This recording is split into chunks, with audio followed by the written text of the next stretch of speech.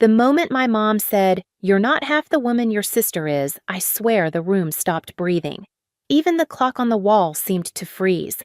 Her words didn't just sting, they lit something in me I didn't know was still alive. I looked up calm as ever and said, "Then she can start paying your rent." Chairs scraped, forks clattered, and my dad's face turned the color of paper. "Rent, what rent?" he whispered. That was the night 3 years of silence shattered, but trust me, the truth didn't begin there.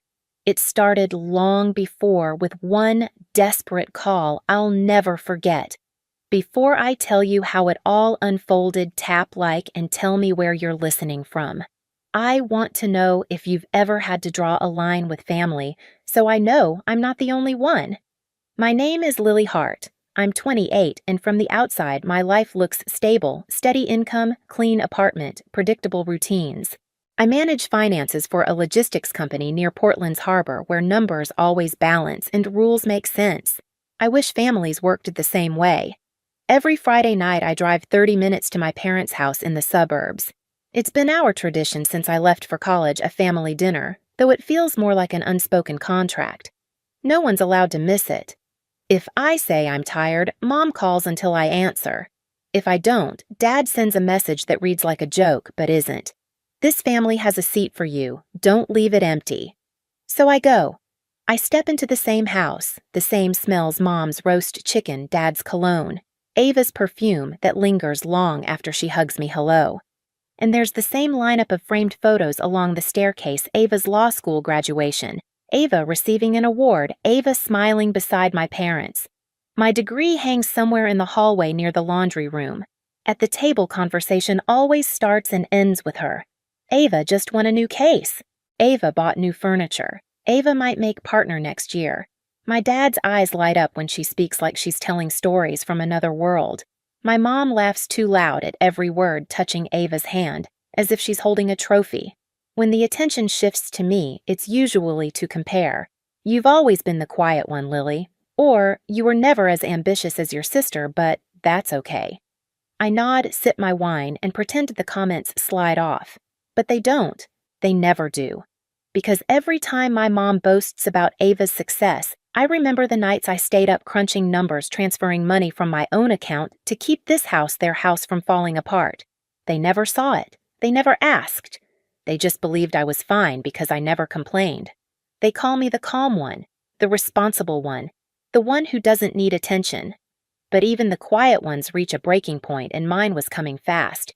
It started 3 winters ago, on a night so cold the wind cut straight through my coat. I'd just finished a 12-hour shift at the office when my phone lit up with Mom's name. She never called that late, so I answered immediately. Her voice was trembling. "Lily, your dad lost a major contract this month. If we miss the payment, the bank will send a notice. We might lose the house. Can you help us just this once?" I didn't even think. My savings were meant for a down payment on my own apartment, but family came first. The next morning, I transferred the money. Mom called again, crying with relief, promising they'd pay me back once things stabilized. I believed her, but once became twice, then 3 times. Every month came the same text: "Just this month, sweetheart. Next month will be better." And each time I said yes. I stopped counting after a year. Somewhere along the way, I set up an automatic transfer so I wouldn't have to think about it. It felt easier to bleed quietly than to say no. The truth is, I didn't just send money, I sent pieces of my future. When friends asked me to join trips, I said I was busy. When my landlord raised the rent, I didn't move. I told myself it was temporary. Families help each other right. But somewhere between those payments and my parents' proud stories about Ava's success, I realized I wasn't helping. I was disappearing. I still remember the night I saw the total $72,000. My cursor hovered over the screen, blinking.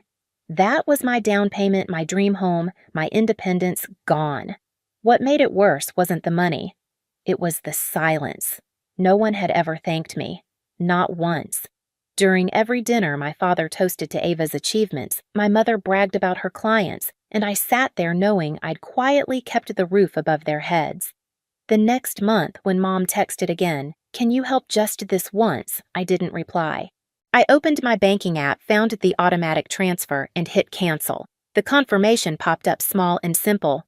Are you sure? I clicked yes. And just like that, the weight I'd carried for 3 years shifted.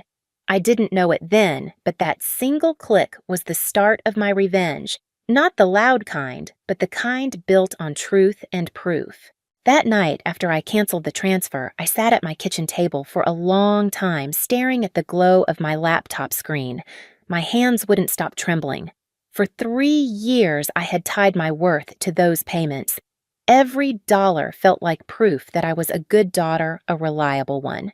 Without them, who was I? But the longer I stared, the lighter I felt. For once, I wasn't the invisible safety net holding everyone else up. I was just me, broke, tired, but finally free.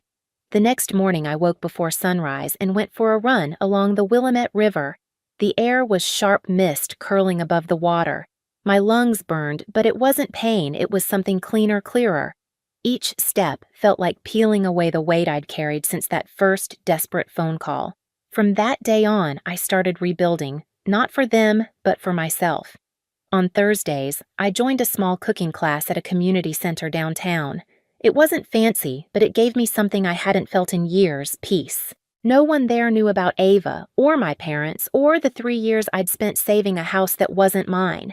They only knew me as Lily, the woman who loved making soups and always burned her first batch of bread.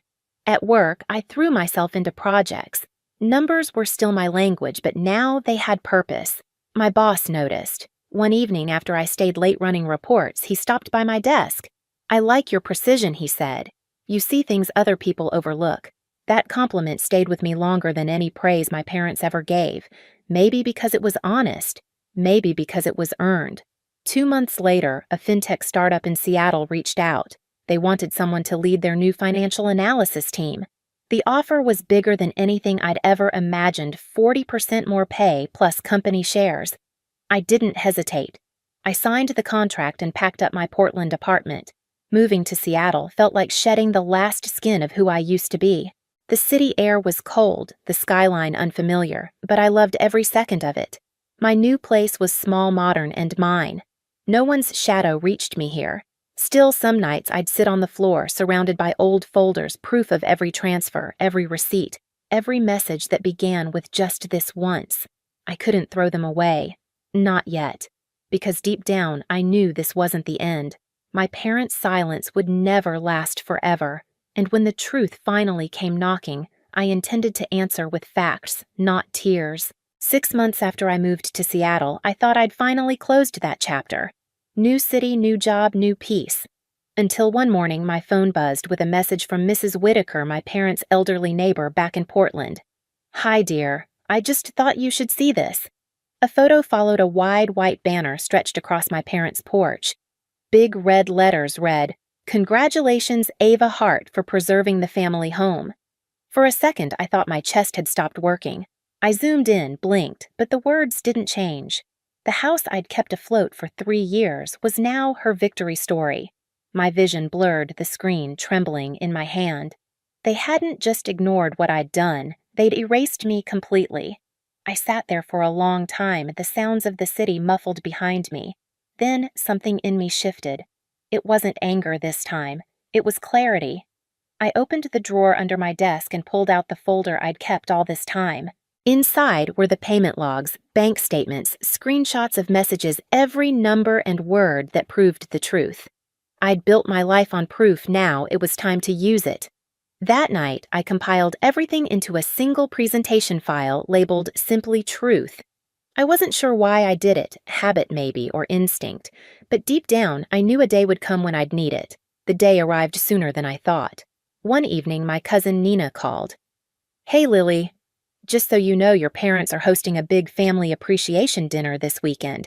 They're planning to honor Ava for saving the house. I thought you should hear it from me." I didn't respond at first. "They asked me to make the slideshow," Nina added quietly. "Do you want to see it?" Within minutes, the file landed in my inbox. I opened it. Pictures of Ava smiling on the porch, captions like, "Thank you for keeping our family's fire alive." I scrolled to the final slide, bold text glowing against a gold background. In gratitude to Ava Hart, the daughter who saved our home. I leaned back in my chair, letting the disgust settle. Then I opened my own file, the one labeled Truth. For hours, I worked in silence, replacing the ending slides with proof transfer timelines, a chart of monthly payments, screenshots of my mother's messages that began with just this once. I added a final photo of the house, simple quiet, with one caption beneath it. This was my contribution. Don't forget it. When I was done, I saved the file 3 times on my laptop, a USB drive, and the cloud. This time, there would be no misunderstanding, no rewriting of history. The dinner was set for Saturday night in downtown Seattle. I didn't RSVP, I just showed up. The restaurant was warm, bright, full of laughter. My father stood near the center holding a microphone, smiling with that pride I used to crave. My mother sat beside him, pearls gleaming while Ava glowed in emerald green. She looked exactly how I remembered her, perfect, untouchable. I stood in the doorway, unseen, until I heard my father's voice. "We are so blessed to have a daughter like Ava. She preserved our home, our legacy." Applause filled the room. My fingers tightened around the small USB in my pocket. When the slideshow began, I waited by the back wall. Pictures of the House of Family Holidays of Ava cutting the ribbon on her law firm, all projected across a huge white screen. Laughter, clinking glasses. My parents smiling like nothing in the world could touch them. Then the final slide came up, except it wasn't Nina's version anymore. The room went silent. Bold black letters filled the screen. Financial contributions, 2020 to 2023. A collective murmur rippled through the guests. I stepped forward, my heels clicking against the hardwood floor. My father froze mid-smile. My mother's hands clenched around her glass. The slideshow rolled on 36 payments, 1 per month. Total $72,000. "Messages, sweetheart, just this month. We'll handle next time." The crowd whispered louder now, heads turning toward my parents. I stopped near the projector, face calm, heart steady. "If the truth embarrasses you," I said softly, "that's not my fault." For a few seconds, no one moved. Then, from somewhere in the back, someone started clapping. A single sound that grew, spreading through the tables. Some faces were stunned, others approving.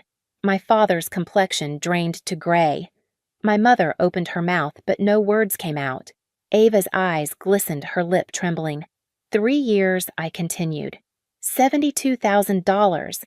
Every month, while you praised my sister for her success, I was paying for this family's home. You didn't just forget, you pretended it never happened. My father stammered. "We never asked. You didn't have to," I cut in. "You just let me." The room was dead quiet again. My voice didn't rise, but it carried. "You built your pride on silence. Mine. Not anymore." I unplugged the USB and tucked it into my bag. The crowd's eyes followed me as I turned toward the exit. My mother whispered my name, a soft, pleading sound, but I didn't stop. Outside, the night air hit me like a wave, cold, clean, honest. For the first time, I felt the ground solid beneath my feet. Behind me, muffled voices filled the restaurant, the world of half-truths collapsing under its own weight. I walked to my car, my reflection flashing briefly in the glass door as it closed. The woman staring back at me didn't look invisible anymore. She looked free, and maybe that was all the justice I ever needed. 2 days after the dinner, I woke to a soft knock at my apartment door. When I checked the peephole, I froze. My parents stood there, my mother's eyes swollen, my father's shoulders slumped like a man who'd aged overnight. I opened the door but didn't invite them in right away. The silence between us was thick, heavier than any argument we'd ever had. Finally, my mother spoke, her voice trembling. "Lily, we're sorry. We were wrong. We shouldn't have stayed quiet. We shouldn't have let Ava take the credit." She paused, swallowing hard. "We want to put your name on the house deed. You deserve it." For a moment, I just looked at them, 2 people I had spent years trying to please. Once, those words would have broken me wide open, but now standing in my own apartment, surrounded by the quiet I built myself, I realized I didn't need their apology to feel whole. I shook my head gently. "I have a home now," I said. I don't need to be tied to that one anymore. My father looked down his throat, tightening. My mother's lip trembled. There was so much they wanted to say, but nothing that could undo what had already been done. I never needed a deed, I continued softly. I just needed respect. For the first time, they both nodded, not out of defense or denial, but in understanding, and that, strangely, was enough. When they left, I stood by the window watching the city lights flicker across the water. The world outside felt calm, balanced like a set of numbers that finally added up. For the first time in years, I wasn't the quiet daughter or the forgotten one. I was simply Lily seen steady and free. That night, I sat on my balcony overlooking the Seattle skyline, a glass of wine in my hand. The city hummed softly below, alive and unbothered. I thought about everything that had happened, the dinners, the silence, the comparisons, the years I spent trying to earn love that was supposed to be given freely. I realized something simple yet freeing: my worth was never up for debate. It was never measured by my parents' praise or Ava's achievements. It was written in every moment I kept going, when no one noticed, in every quiet act of strength that no one clapped for. I glanced at the folder still resting on my desk, the proof that once defined me, and smiled. I didn't need it anymore. The truth had already done its job. So, if you've ever been made to feel invisible, remember, this silence doesn't mean weakness, and walking away isn't losing. Sometimes it's the only way to win. If this story hit home, tell me where you're listening from and hit subscribe for more stories like this. You're not alone.